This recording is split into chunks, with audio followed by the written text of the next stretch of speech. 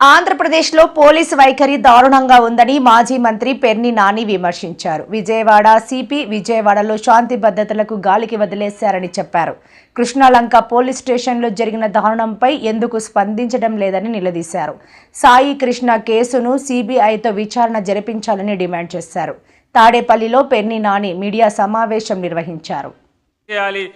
అమర్ క్షమాపణ చెప్పాలి, చంపలేసుకోవాలి అని చెప్పని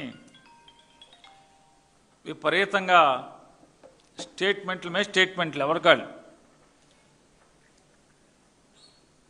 అమర్ గారు ఏదో అన్నాడు, కించపరిచేశాడు అని చెప్పని విపరీతమైన ప్రచారం, స్టేట్మెంట్లు. అమర్ గారు ఏమన్నాడు, ఏం మాట్లాడాడు? ఇక పవన్ కళ్యాణ్ గారు మాట్లాడారు, వారు ట్వీట్ చేస్తారు, వారు మాట్లాడటం తక్కువ, ఎందుకంటే ఆయన ఢిల్లీలో బిజీగా ఉన్నాడు. ఆయన ఏమని ట్వీట్ చేస్తాడంటే, వారు ట్వీట్ పెట్టండి కొంచెం. రాజకీయాల్లో విమర్శలు విధానపరంగానే ఉండాలి. చూడండి సార్, మామూలు తెలంగాణలో చెప్తూ ఉంటారు అన్ని పెద్దానికి సుప్పిని శుద్ధ పూసని అయ్యనేది పెద్ద మామూలుగా దీర్ఘాలు తీస్తూ వస్తుంది. ఈయన చెప్తారు, హోంశాఖ మంత్రి అనిత గారిపై చేసిన వ్యాఖ్యలు అభ్యంతరకరం. మహిళల కట్టుబొట్లు కామెంట్స్ చేయడం అంటే సగటు మహిళను కించపరచడమే. ప్రతి మాటను పౌర సమాజం గమనిస్తుంది. ఇది కట్టుబొట్టు గురించి ఆయన కట్టు గురించి ఏం మాట్లాడాడు, బొట్టు గురించి ఏం మాట్లాడాడు? అమర్ మాట్లాడింది ఏంటి? మితిమీరిన మేకప్ గురించి మాట్లాడాడు. ఎందుకు మాట్లాడాడు ఆయన? అనిత గారు నోరు పారేసుకోబట్టి. ఇది సమాజం. ఇప్పుడు కట్టుబొట్టు అంటే ఆవిడ కూడా సాంప్రదాయబద్ధంగా పవన్ కళ్యాణ్ గారు చెప్తున్నారు, కట్టుబొట్టు విమర్శించారు. కట్టుబొట్టును విమర్శించలా, మరి వారు కూడా సాంప్రదాయబద్ధంగానే ఉండాలి కదా, సాంప్రదాయబద్ధంగానే ఉండాలి కదా. వారు రాజకీయాల్లో కొద్దిమందికి కొన్ని బలహీనతలు, కొన్ని క్రానిక్ డిసీజెస్ ఉంటాయి. ఆ క్రానిక్ డిసీజుల్లో ఒక డిసీజ్ ఏంటంటే ఓరల్ డయేరియా. వారి నోట్లోంచి మాటలు విపరీతంగా లూజుగా వస్తాయి, లూజ్ మోషన్ లాగా. ఎంత మాట పడితే అంత మాట మాట్లాడతారు ఎవరినైనా. సభ్యత, సంస్కారం, మరి ఇది అనొచ్చా అనకూడదా అనే విచక్షణ లేకుండా మాట్లాడతారు. మాట్లాడుతూ వారు మాత్రం సమాజం నుంచి మాత్రం మర్యాద, మన్నన, గౌరవం కోరుకుంటారు. ఇది ఎంతవరకు ధర్మం?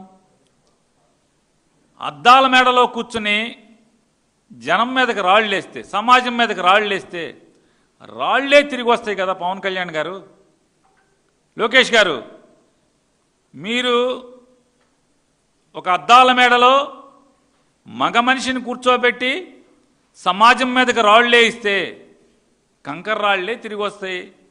అద్దాల మేడలో ఒక మహిళని కూర్చోబెట్టి సమాజం మీదకి రాళ్లేస్తే రాళ్లే వస్తాయి తప్పితే. లోకేష్ గారు, ఇంకేమన్నా అంటే మీ చుట్టూ మీ నాన్నగారు చుట్టూ ఎవరున్నారు? లోకేష్ గారు, ఎంత చండాలమైన మనుషులు ఉన్నారు, ఎంత దిగజారినటువంటి మనుషులు ఉన్నారు మీ దగ్గర. ఎవరు మీ చుట్టూ ఉన్నవాళ్ళు? ఎవరు? మీరు మాట్లాడతారు.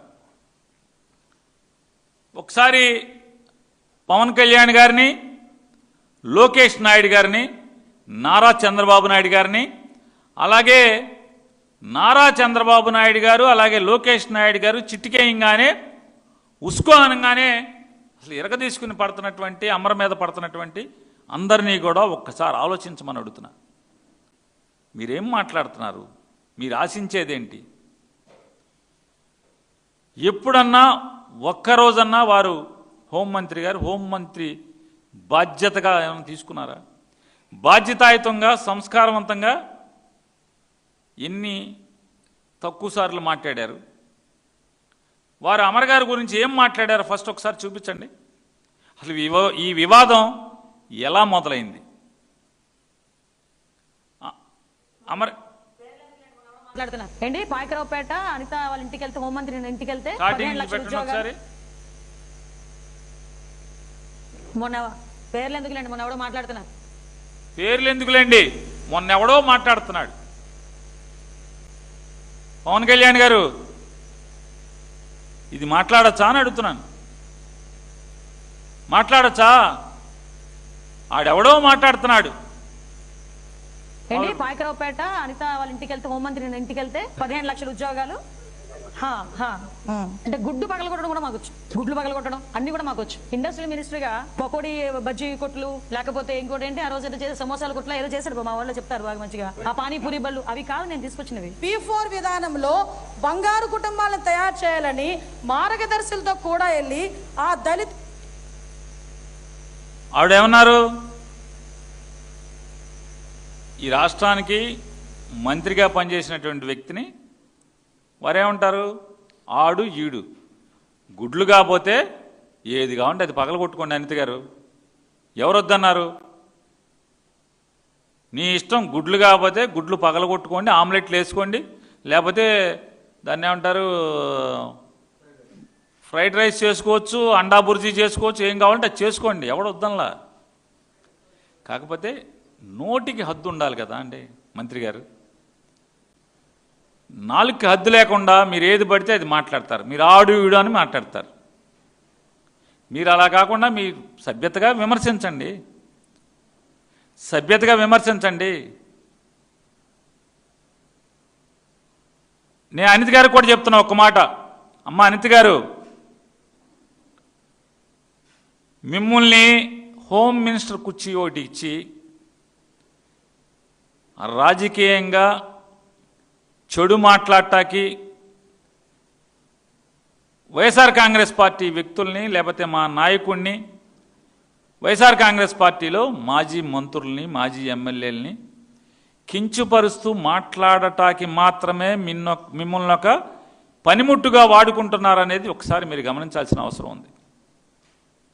చంద్రబాబు నాయుడు గారు, లోకేష్ నాయుడు గారు ఇద్దరూ కూడా అనిత గారిని, వంగలపూడి అనిత గారిని వైఎస్ఆర్ కాంగ్రెస్ పార్టీ వాళ్ళని కించపరుస్తాకి, దూషించటానికి మాత్రమే ఒక పనిముట్టుగా వాడుకుంటున్నారనేది గమనిస్తే